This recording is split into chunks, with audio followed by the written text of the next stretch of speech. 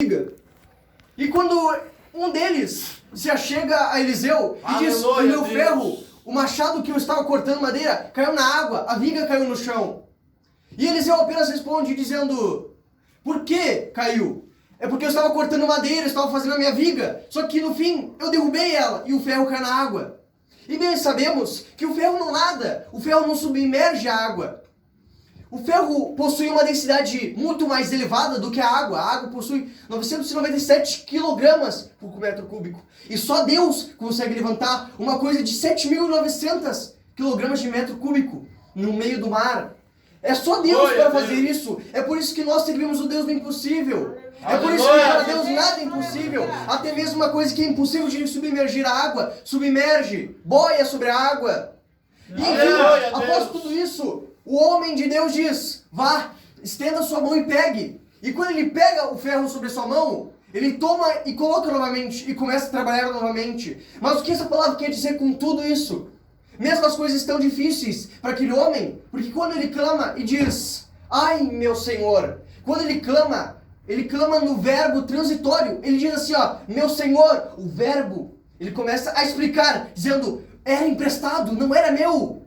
Aleluia. E quando cai na água, o verbo transitório se torna outra coisa, porque na mesma frase tem um ponto de exclamação. E esse ponto de exclamação diz, ele gritou, ele disse: ai meu Senhor, caiu na água aquilo que eu precisava para fazer.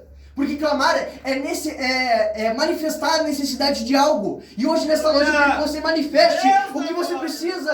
Aleluia. É por isso, quando o homem manifesta o seu interesse, a sua necessidade, diz: o ferro caiu na água, eu necessito dele para me fazer a minha casa, para minha esposa e meus filhos começarem a estudar com Eliseu, para aprenderem da palavra.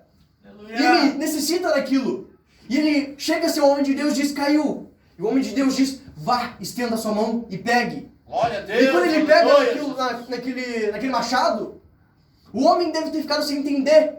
Porque para o homem, o machado, ou seja, o ferro não boia sobre a água. Mas até Deus, é Deus tão impossível que o ferro nada na água. O morto vira vivo e começa a virar gente.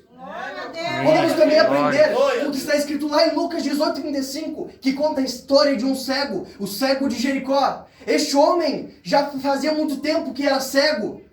E quando ele se achega e ouve, escuta Jesus, ele pergunta: quem é que está na cidade? Por que há tanto tumulto? E chegando-se a ele, Jesus, ele começa a clamar com voz alta. E como eu disse, clamar é manifestar necessidade de algo. Ele precisava da sua cura. Ele precisava das suas vistas.